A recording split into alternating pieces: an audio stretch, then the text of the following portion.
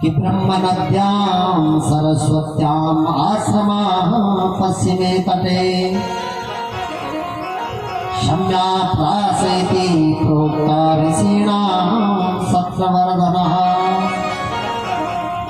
बोला हे शौनकादि ऋषियों, एक बार वेद व्यास जी महाराज बद्री नारायण धाम में अपनी सम्या प्रास नाम की गुफा में विराजमान। वेद व्यास जी वहीं पर जप करते हैं, वहीं पर तप करते हैं, वहीं पर मां भगवती का ध्यान करते हैं। तो वहां पर वेद व्यास जी सरस्वती नदी में सर्वप्रथम स्नान करते हैं। और एक दिन उनके मन में कुछ चिंता होती है। बोलो कैसी चिंता होती है? कि ये बैठे हुए थे अपने आंगन में और इन्होंने पेड़ में गौरैया पक्षी और उसका एक बच्चा घोंसले में अपने आपस में प्रेम कर रहे थे। पिता पुत्र का वह प्रेम देख करके वेद व्यास जी में सोचने लगे, आहा क्या आनंद है इनके जीवन में, कैसे पिता अपने पुत्र को सहला रहा है और उनको देख देख करके उनका भी हृदय गदगद हो रहा है, आनंदित हो रहे हैं। काश मेरे भी पुत्र होता। अब मन में ये बात करने लगी, लेकिन विवाह तो किया नहीं, पुत्र होगा कैसे। अब आ रही है सुखदेव जी के जन्म की कथा। तो बोला पुत्र होगा कैसे, मैं क्या करूं? क्योंकि बात ये भी है कि अपुत्रस्य गतिर्नास्ति स्वर्गो नैवच। जिसके पुत्र नहीं है उसकी कोई गति नहीं है, और गति ही स्वर्ग को देने वाली होती है। इसलिए बोला पुत्र का होना अत्यंत आवश्यक है। नरकों से तारण करने वाला बुढ़ापे का सहारा ने भाई घर में चाहिए तो होता है।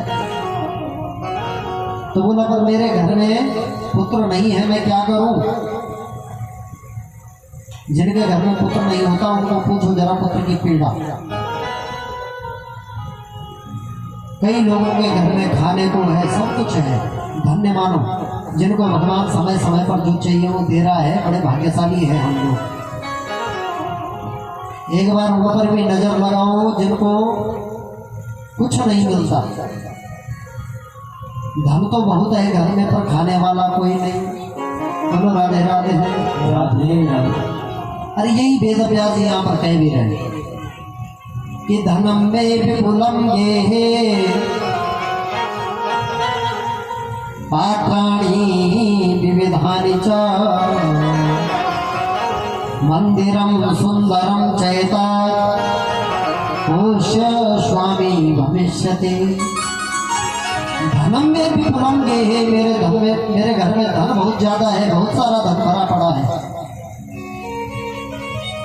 भवन मेरा आलीशान है, दिव्य बंगला बना रखा है, पर पुष्य स्वामी भविष्यति। इसका स्वामी होगा कौन मेरे बाद?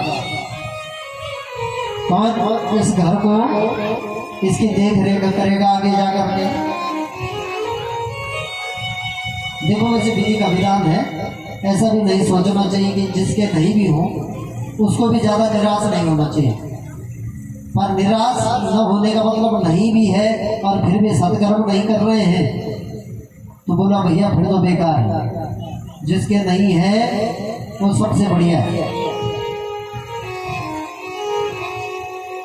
जिसके पुत्र अच्छा है, ध्यान से सुनो, जिसके अच्छा पुत्र है ना घर में, सबसे बढ़िया अच्छा पुत्र है, अपना कहना भी मानता है, सब कुछ करता है, तो उसकी माया मोह के कारण प्रीति किस पे ज्यादा रहती है? बोला भगवान में कम रहती है और बच्चों पे ज्यादा रहती है। अरे मेरे लाड लो।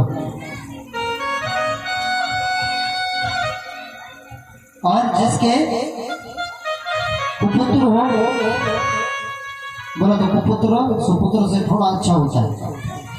अब समझो जरा है, ये उनके लिए जिनके नहीं होते हैं। सुपुत्र से थोड़ा अच्छे होते हैं। कुपुत्र क्यों होते हैं बोलो? बोला सुपुत्र है तो प्रीति उनमें ही होगी, फिर भगवान का ध्यान कहाँ से करना। और कुपुत्र है तो वह 24 घंटे क्या बोलता है, ये भगवान क्या कर लूँगा, कखन हुई मेरे संतान में, तो भगवान को मानो कि जब तो बोला उस वो कुपुत्र भी सुपुत्र है जो भगवान का नाम याद दिला रहा है। बोलो राधे राधे राधे राधे राधे राधे। तो फिर भगवान का स्मरण हो रहा है। और सबसे बड़ा तो वो है बोलो जिनके नहीं है। क्यों? बोलो बने बनाए जोगी, न कोई आगे न पीछे, न तो शाम को चिंता है कि अब उनके लिए रोटी बनानी है, इनके लिए बनानी है, कि कुछ नहीं, अपना भजन करो, मस्ती में रहो। अब केवल भगवान ने ही उनको अपने लिए मौका दिया है। अब जो इतना भी नहीं करते हैं तो फिर बेकार है।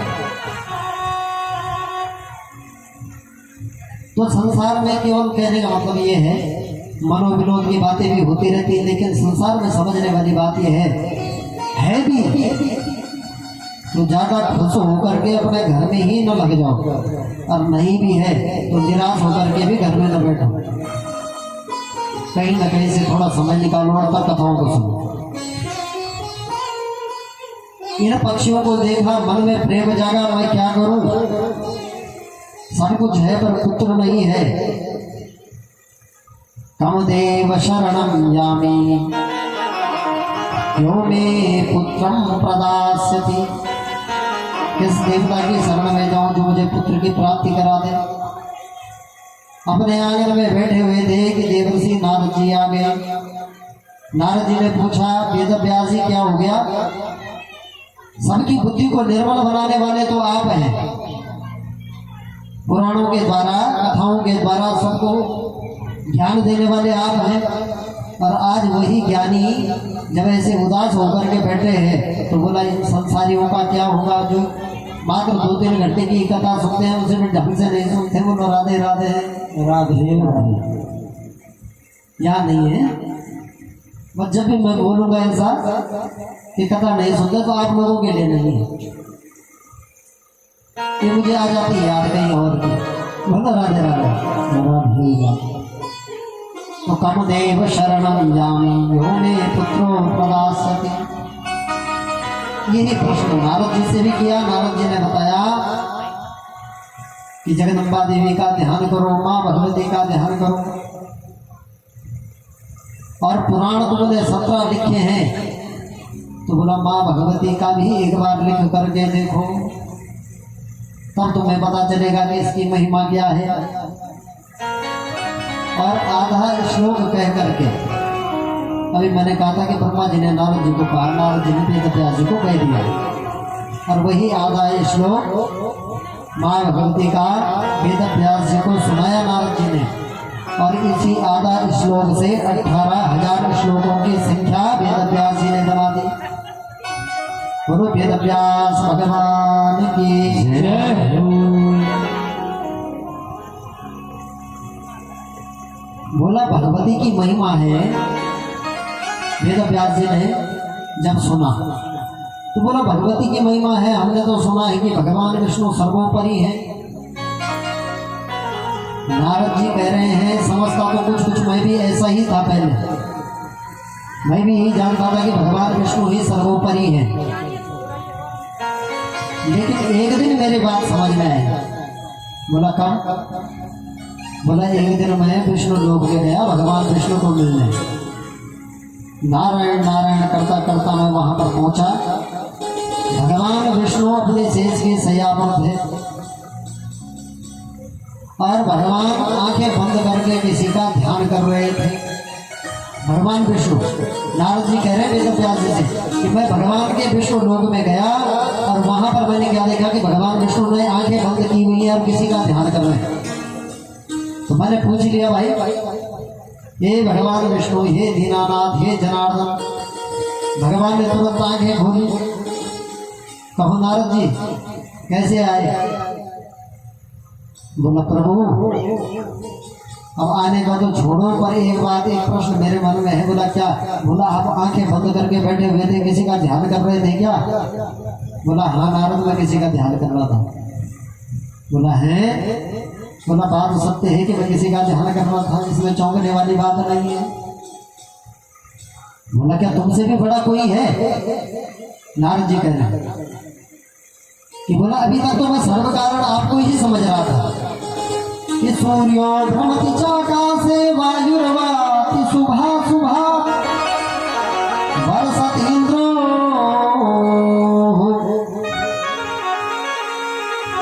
अग्निस्तपति पर्जन्यो वर्षति तुदाज्ञः। बोला जो सूर्य प्रकाशित कर रहा है तो मैं समझता था लोग कहते हैं सूर्य नारायण सूर्य नारायण, नारायण का नाम पीछे जुड़ा था तो मैं तो यही समझता था कि सूर्य भी तुम्हारे ही प्रकाश से प्रकाशित हो रहा है। तुम कह रहे हो उससे भी बड़ा कोई है। सूर्यो भ्रमति चाकाशे वायुर्वाति शुभा शुभा, मंद मंद सुगंध सुगंध वायु। मैं तो समझता था हे नारायण आपके ही द्वारा प्रदत्त है, लेकिन ऐसा नहीं है क्या? भगवान विष्णु कह रहे हैं ना, तो बोला तुम स्वतंत्र नहीं हो, तुम्हारे भी ऊपर कोई है? बोला हाँ मेरे ऊपर कोई है। नारायण जी कह रहे हैं कि मेरे ऊपर माँ भगवती है। बोलो दुर्गे मैया की जय।